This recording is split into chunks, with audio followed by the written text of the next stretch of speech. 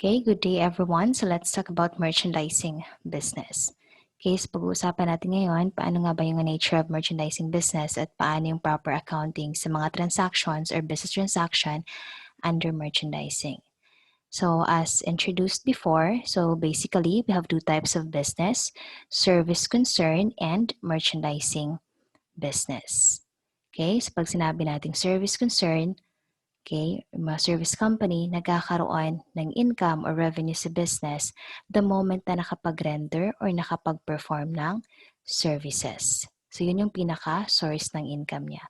Whereas, comparing it sa merchandising type of business, okay, nagkaka-income si business, okay, through buying and selling.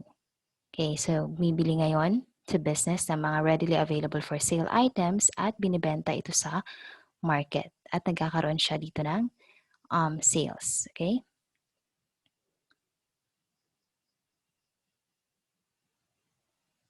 Okay, so as stated, unlike service concern where the business generates income from rendering of services to customer or clients, the revenue activities of a merchandising business involve the buying and selling of merchandise. Okay, so bumibili ng items at binibenta ito sa market. Okay, before a merchandising business can make a sale, it must first purchase merchandise to sell to its customer. Okay, so let us compare the income statement of the two type of business.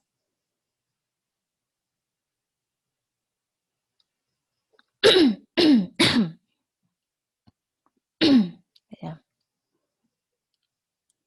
Okay, so as you can see, the service company, okay, yung income statement niya, it only consists the revenues minus the OPEX, operating expense. Makukumpute na natin agad si profit or loss. Okay, so sa income statement natin makikita kung gaining ba or losing ang isang business. For merchandising business or company, okay, so medyo mahaba-haba yung computation bago tayo makapag-compute for the net profit or net loss. Okay, so we start first with the sales. We deduct the cost of sales. Okay, after that one, kukompute na natin si gross profit. Next, we will deduct the OPEX. And after that one, okay, we will now arrive with a profit or loss. Yung iba, tawag nila sa profit is net income. Okay, or loss or net loss, ganun. But still, pareho lang. Okay, so let us review, or I will introduce you to the account titles used in the merchandising business. Okay, so I am hoping that as of by this time, familiar na kayo sa mga account titles na ginagamit sa service concern form of business. Dahil sa merchandising business, may mga account titles na ginagamit dito na hindi applicable sa service concern. Okay? So under asset account, we have the merchandise inventory end. Okay? So refers to the unsold merchandise at the end of the accounting period as determined by the physical counting. Okay, so ito yung mga hindi nabenta na items ng business. Okay, so ang tawag din ay merchandise inventory end. Okay, so as of the end of the month, at the end of the quarter, or at the end of the year, magkakandak sa business na physical count. So bibilangin ko ilan na nga ba yung natira for that period. Okay, so as of that, like for example, nag-conduct ng physical count for the end of the month na January 31, okay, yung mga unsold items, yun yung papasok sa merchandise inventory end. Okay? At yung merchandise inventory end ng January 31, okay, yan na yung magiging merchandise inventory beginning for February. Okay? So, ang pagkaiba lang nila is yung period. Merchandise inventory end, end of the month or end of the quarter, whereas merchandise inventory beginning, okay, sa pagsisimula ng like month or accounting period. Okay? Nevertheless, pareho lang yun silang inventory, which is yung merchandise or yung item na binibenta ng business. Okay. Next is purchases. Okay, so this represents the merchandise purchased from the vendors or suppliers. Okay, This account is debited when merchandise is purchased either in cash or in credit. Okay, so purchases. So since the merchandising business, it involves buying and selling. So ang mga binibili ni business para ibenta, yun ang tinatawag na purchases. And these purchases ay magiging inventory din siya ng business. Okay?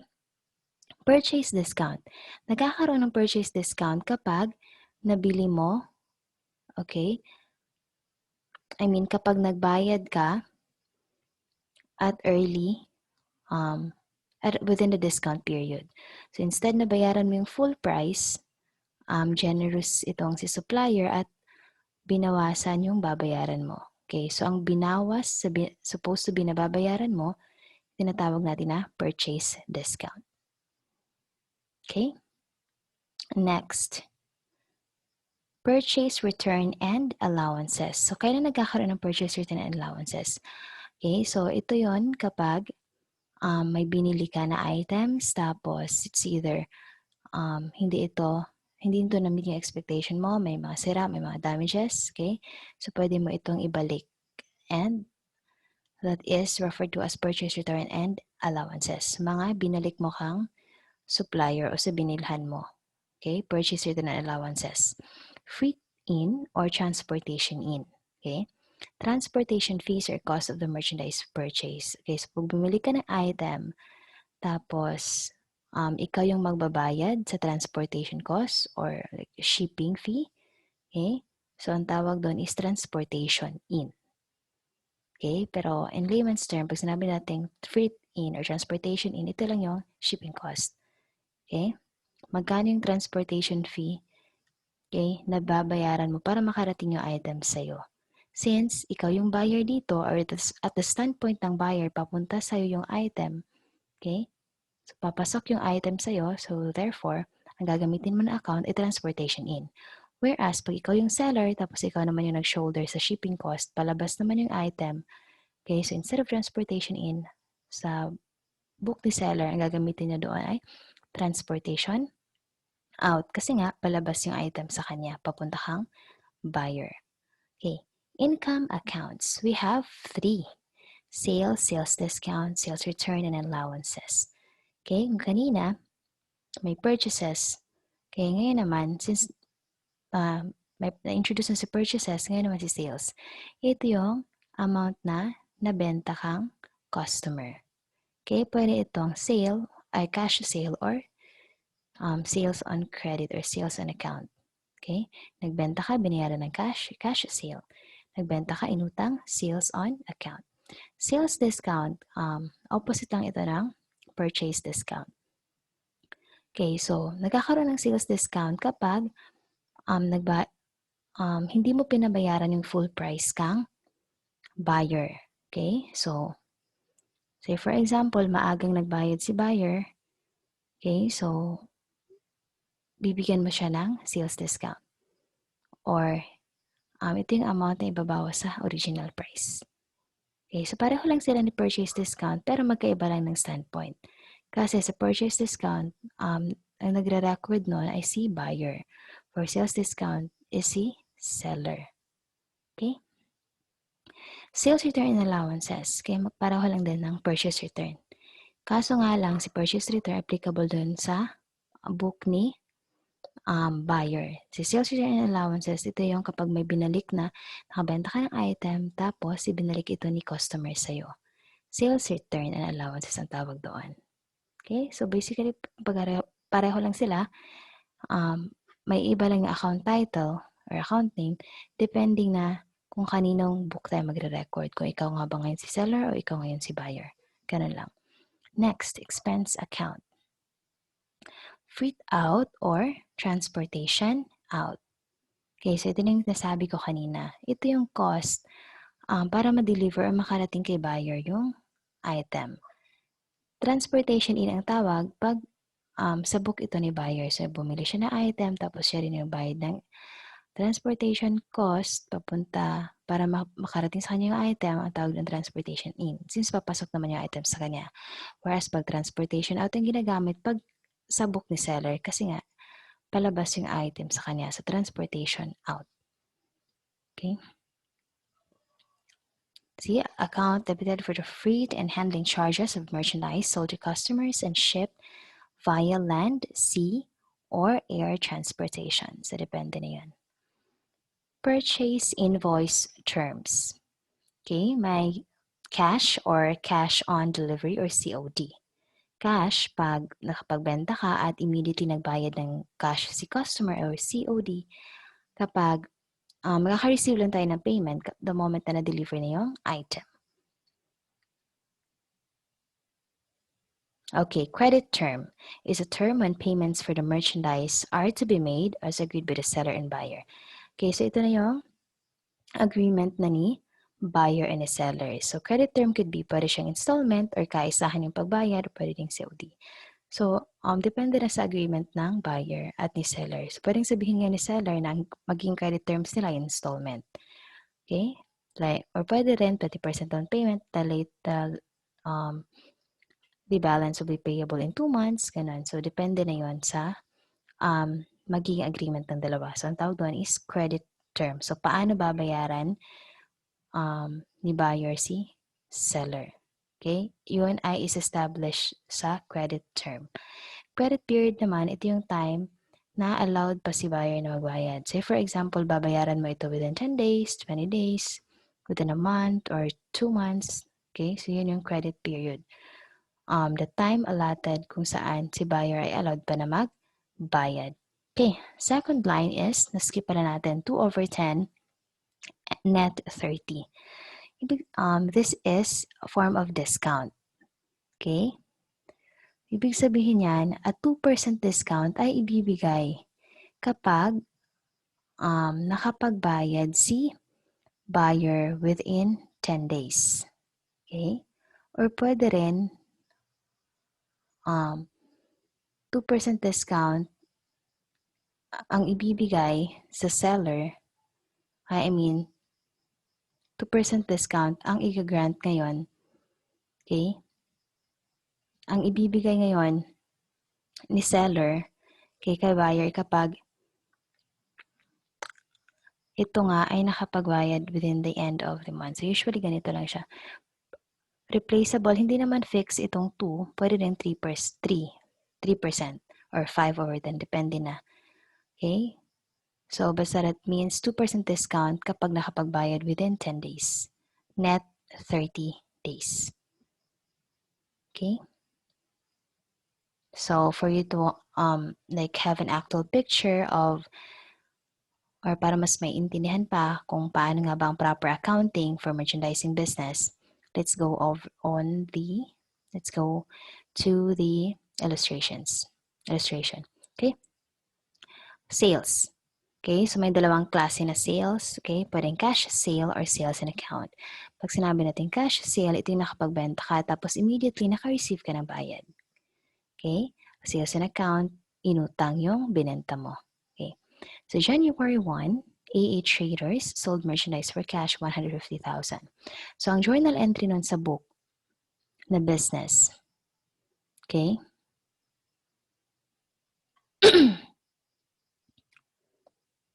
okay, so ang journal entry sa book ng business, okay, ng seller, okay, so since binayaran siya immediately, so we'll debit cash and credit sales.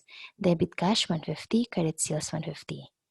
So I would like to emphasize na dapat hindi magkadikit yung debit and credit. We have to make some indentions over here. Okay, to emphasize na si cash lang yung nakadebit. Okay? We have to make some tabs or indention before pa natin ilalagay yung account title na naka-credit which is sales. Same with the amount, hindi pwedeng nakadikit. Okay? You have to make some indentions or tabs. Okay? Para mabigyan ng emphasis na si cash lang yung debit at saka si sales yung credit. Kasi the moment na pinagdikit mo yung dalawa, naka-align sila. So parang sinabi mo na rin na debit din itong si sales. So kailangan may space. Okay? For the purpose of recording. Next, sales on account. Okay, so AA Trader sold merchandise on credit or on account. Pareho lang yan. Okay, so kanina, nakapagbenta tayo, tapos binayaran tayo immediately ng cash ni customer. Ngayon naman, inutang. Okay? So, pareho lang ng entry for the service concern. Accounts receivable yung debit. Ang pinagkaiba lang, okay, instead na service revenue, yung ating nakakredit, since nga nagbebenta na tayo, ang magiging income account na niya ay sales, hindi na service revenue. Okay, so pareho lang. Kasi nga kung ito ay service concern, supposed to be ang entry nito ay cash, credit, service revenue. Accounts receivable, credit, service revenue. Pero sa merchandising, pinalitan lang natin si service revenue. At ang ginamit na natin na account title ay sales. Okay? Sales and account. On January 10, 2020, traders sold merchandise for 30,000 terms 2 over 10 and over 30 or net 30 and paid transportation cost amounting to 6,000. Okay. So, pareho lang ito sa January 2 transaction na nagbenta tayo pero this is still on account or inutang. Okay, though walang nakalagay na on account dito na word or on credit na word. Pero dahil nga may credit terms, which is 2 over 10, net 30. So, this means that it is a sale on account. Kasi ang ibig sabihin nito, okay, magbibigay ngayon, okay, kapag nagbayad si buyer within 10 days, magkakaroon siya ng 2% na discount. So that means, inutang ito, okay? So, our entry is account receivable, credit sales. Pareho lang sila. Kasi nga sa January 2, 2020, sales and account din.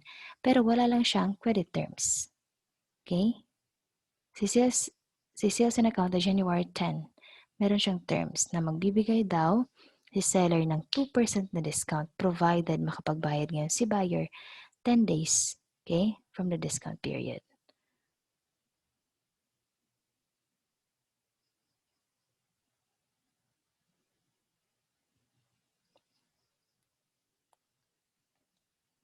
Okay, so since 10 days, ibig sabihin hanggang January 20. Okay? January 10 hanggang January 20. Kapag nakapagbayad si buyer any date during that period, okay, magkakaroon pa siya ng 2% na discount. Okay? Otherwise, buo niyang nababayaran si 30,000. Okay? Ngayon, may transportation cost pala na binayaran, which is 6,000. Pag may mga transportation cost na babayaran, you have to examine muna sino ba yung invoice transaction since it is the seller. Okay? At pag sinabi natin seller, so that means pag palabas yung item sa kanya. Okay, from seller to the buyer. So, ang gagamitin natin na account since palabas yung item sa kanya, hindi papunta sa kanya, kundi palabas from the seller to the buyer, gagamitin natin na account is transportation out. At since nagbayad daw, so we will credit cash. Okay? For January 10. Okay, so dalawa yung entry na ginawa natin. Ito yung sales and account. Tapos, ito yung sa pagbayad natin ng transportation out. Okay? Actually, pwede rin itong i-combine since same date lang naman. Okay? Ang tawag doon ay compound entry. So, actually, pwede siya ganito or pwede isa lang yung entry. So, if gagawin natin yon, okay, so ang maging itsura na niya,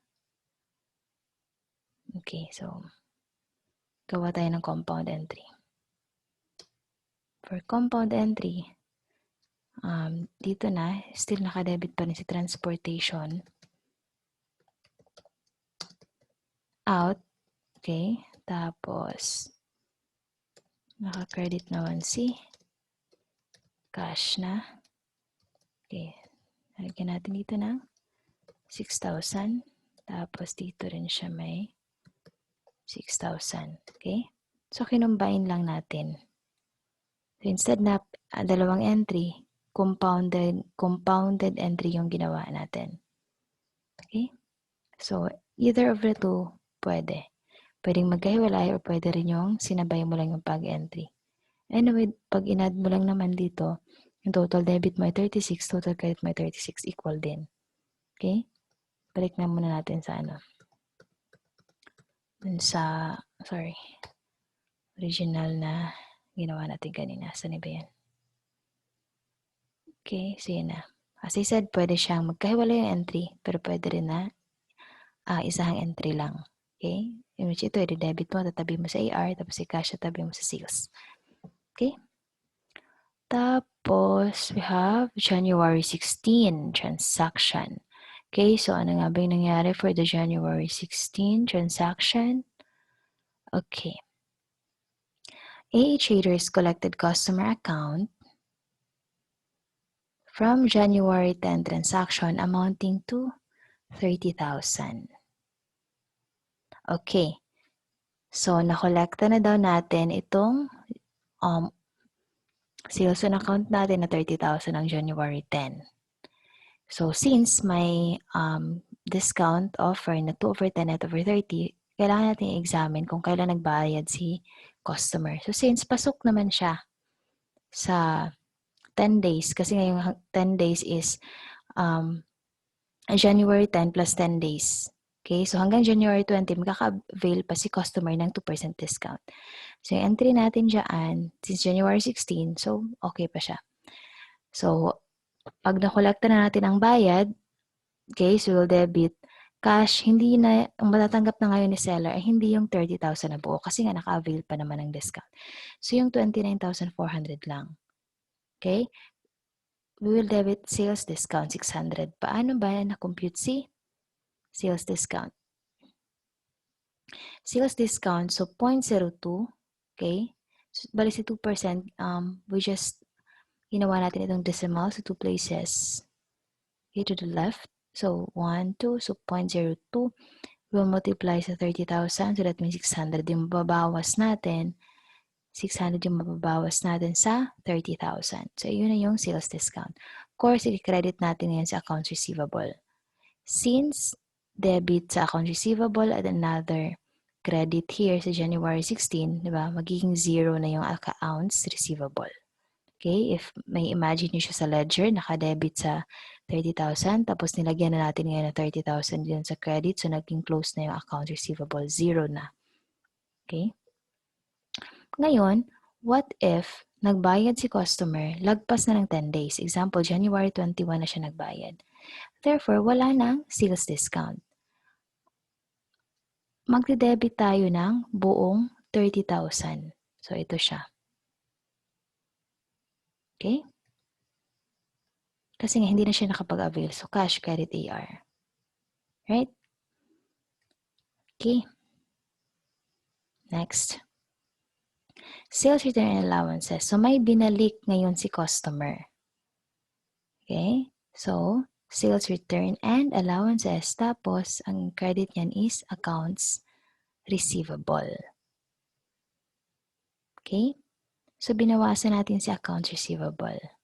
Kasi nga, hindi na ito babayaran ni customer. So, bawas na yung magiging collection natin in the near future. Okay? So, debit sales return, credit accounts receivable.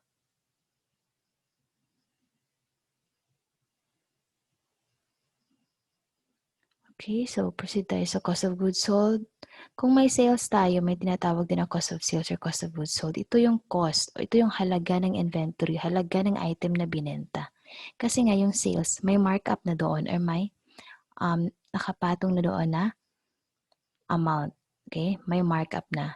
Si cost of sale, ito yung original cost na kung saan if we will deduct the selling price minus the cost, makakame up tayo ng gross profit. Okay, so ito yung halaga. Magkano nga ba originally yung binibenta natin? Okay? Net cost of purchases. So, kung kanina,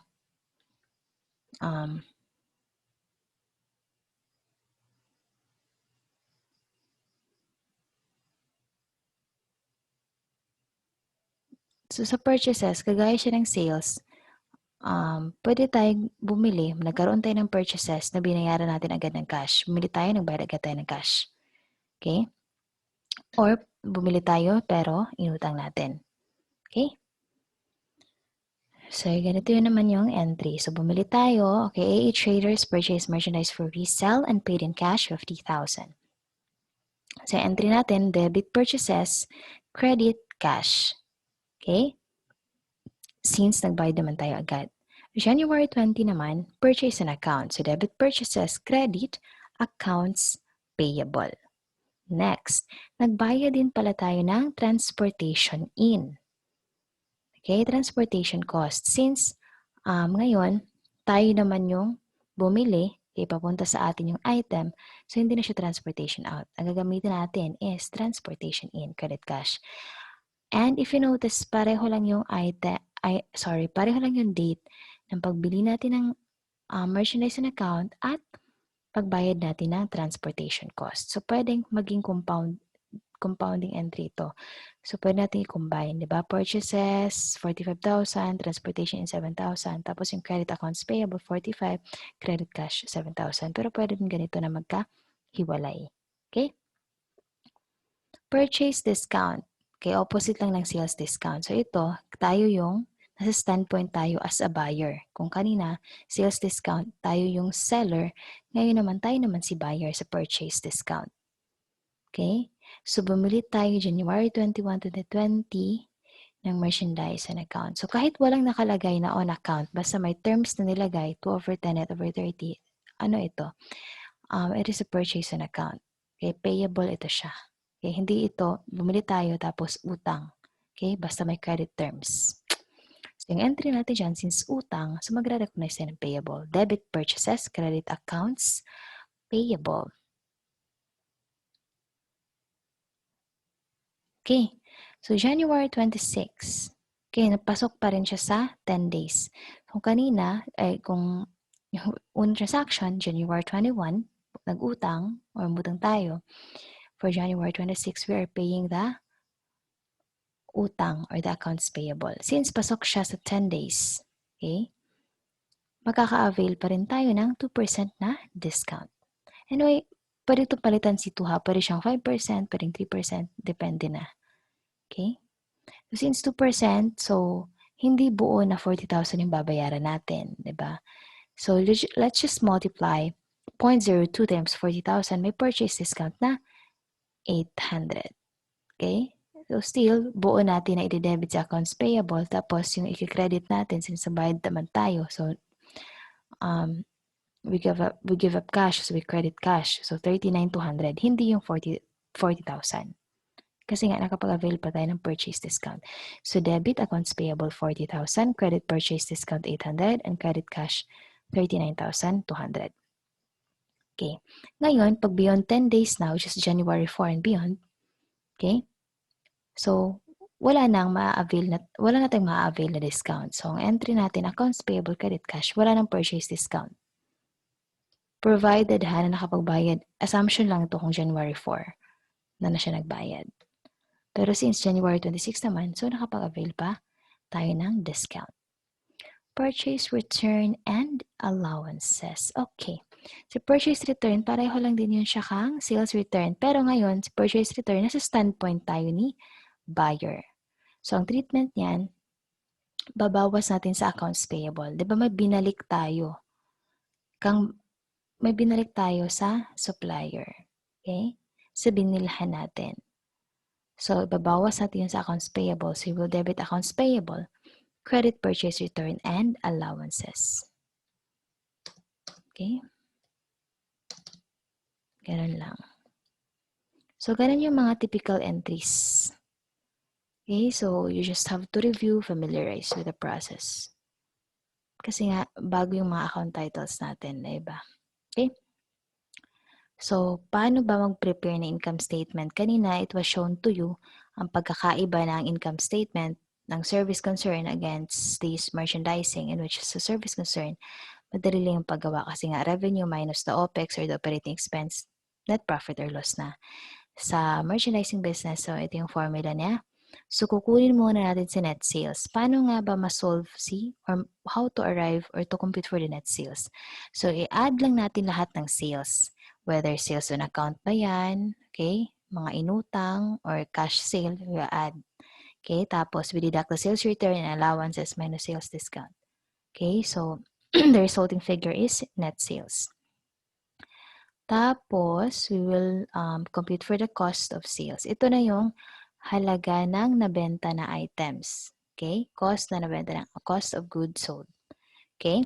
So, paano? First, let us compute for the net purchases. Okay, so purchases less PR less purchase discount, yan yung net purchases. So, same lang sila na net sales. We both deduct, para makuha si net sales, we deduct sales return and sales discount. Sa purchases naman, para makompute si net purchases, we deduct purchase return and purchase discount. Okay, yan yung net purchases. Tapos, we will add transportation in. Pag na-add natin, ito na yung net cost of purchases. Tapos, we will add the beginning inventory. Yan na yung TGAS or total goods available for sale. Tapos, deduct the ending inventory. Okay? Yan na yung cost of goods sold. Okay? Beginning inventory plus net cost of purchases. Ito, i-deduct natin si merchandise inventory end, yung matirang items at the end of the period. We can compute now the cost of goods sold. Okay?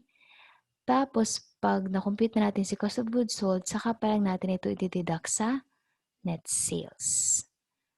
So, net sales minus cost of goods sold or cost of sales, makukumpute na natin si gross profit minus the OPEX. Okay? Ito na yung mga monthly recurring na mga binabayaran, salaries, renta, and if may transportation out, masasali na din siya dito sa OPEX. Okay? After that one, net profit or net loss, net income or net loss, ganun. Okay? So based on the figures, mga entries natin kanina, okay, so gagawa tayo ngayon ng income statement using this following assumption. So may binigay na inventory beginning, inventory balance, close of the month to the end, 90,000, close the month to the ending inventory. Okay? So beginning balance ito, beginning inventory. Inventory beginning, ganun.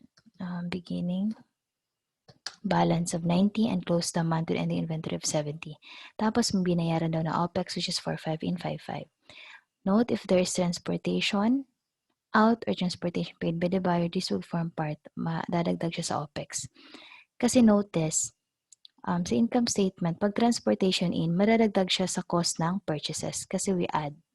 Okay? Pero pag transportation out, part siya ng OPEX. Okay? So ito na yung income statement niya.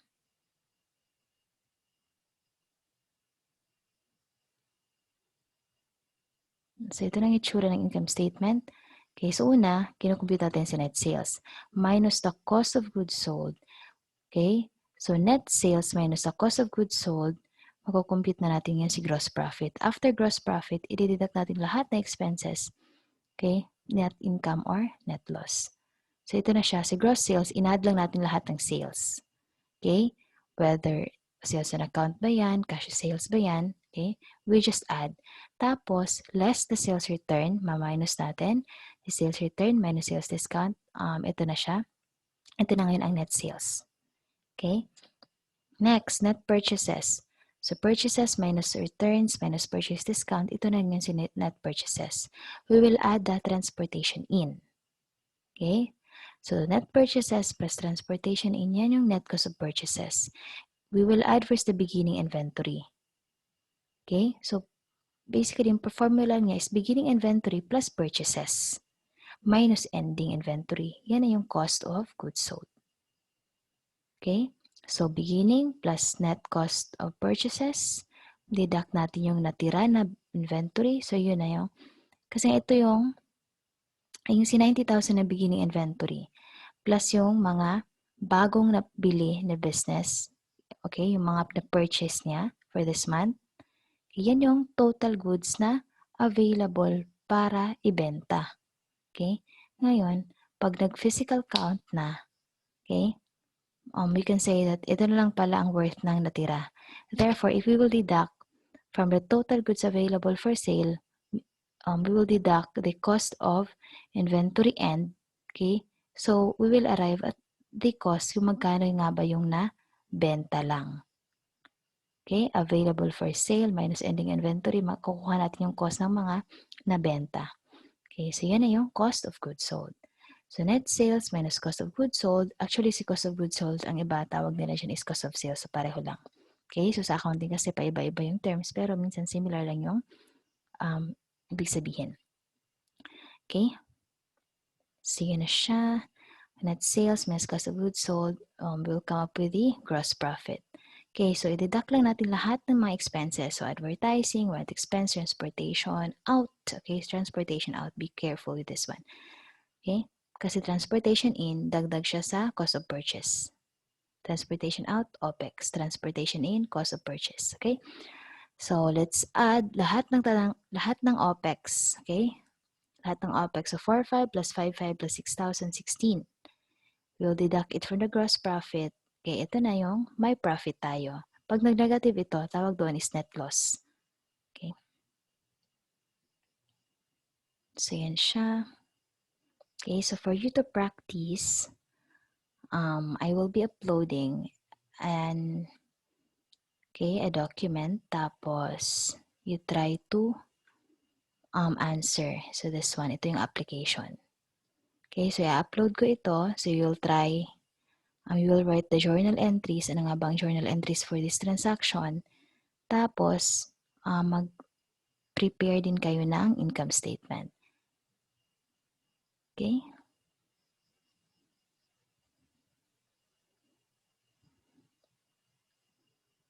Okay, so that's for today muna.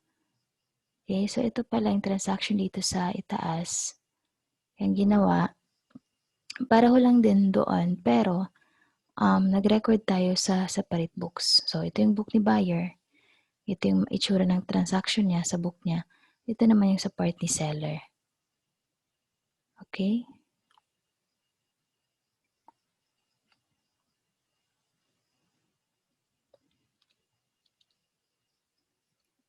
So if you have question, okay, you can just comment it below the video. Okay? So you try answering this application and I will be uploading another discussion to discuss any question and to provide the correct answer for this, for you to have like a confirmation if tama ba yung naging sagot nyo.